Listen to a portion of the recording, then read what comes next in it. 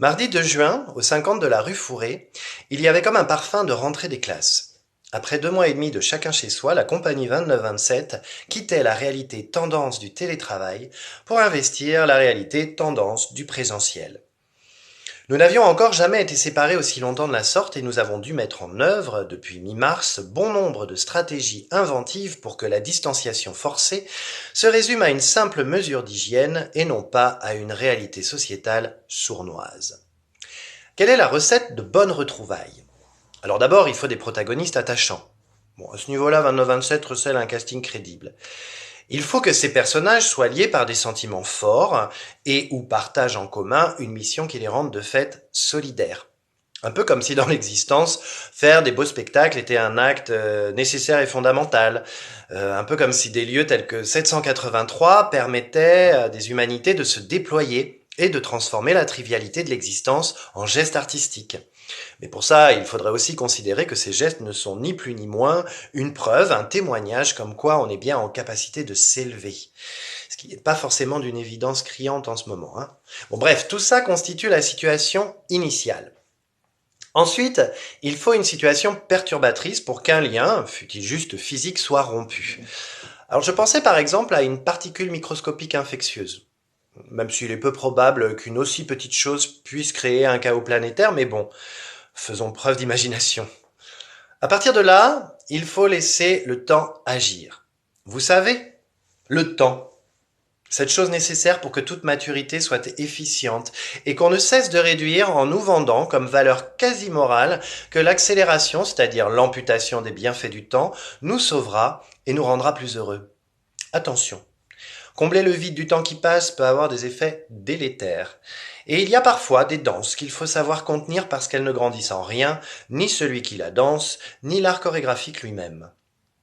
Alors il ne peut y avoir de retrouvailles suivies d'effets si la séparation n'a pas généré un changement, ou du moins un désir de changement. Il faut que le manque produit par la séparation implique un impossible retour à la situation initiale. Dans le cas contraire, les retrouvailles seront fades et stériles. C'est pour ça que chacun des personnages doit vivre des péripéties qui vont les éprouver, et si tout va bien, les révéler à eux-mêmes et aux autres.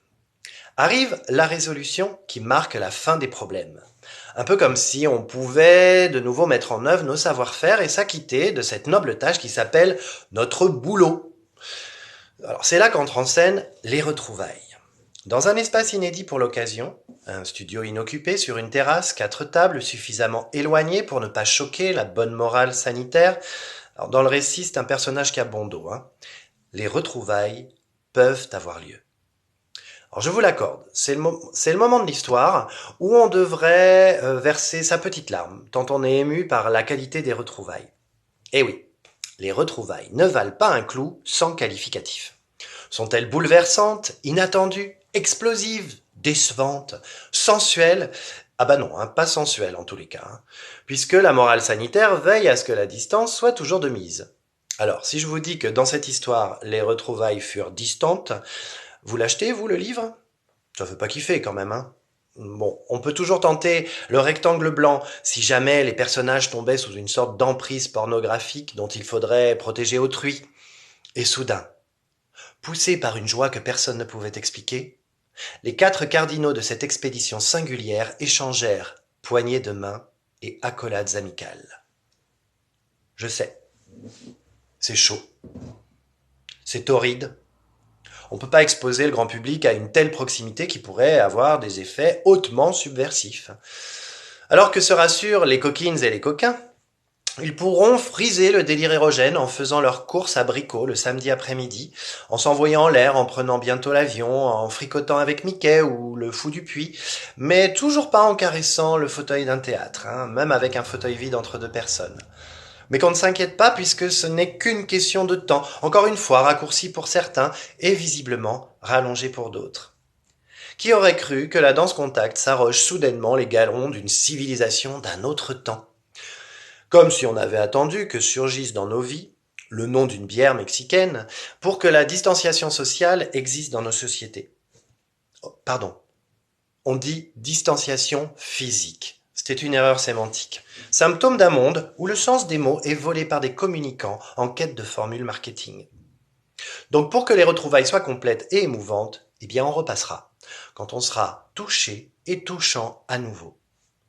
Alors diverses études ont montré que le besoin de contact peau à peau peut transmettre diverses émotions complexes telles que l'empathie et la reconnaissance. Il a également été prouvé que le simple fait de toucher quelqu'un améliore son développement cognitif et émotionnel. Une personne qui reçoit de l'affection physique peut même voir son système immunitaire se renforcer, et ce, à tous les âges.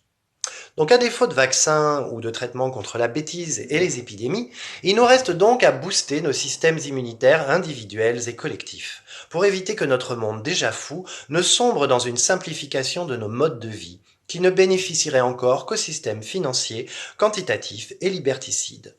Et on pourrait alors espérer que les gestes barrières, la distanciation physique, dans un monde qui saurait utiliser à bon escient les codes de protection, soient en capacité de les mettre en œuvre pour sauver les vies des George Floyd, plutôt que de nous spolier des retrouvailles avec nous-mêmes, avec les autres, avec le monde, digne de ce nom.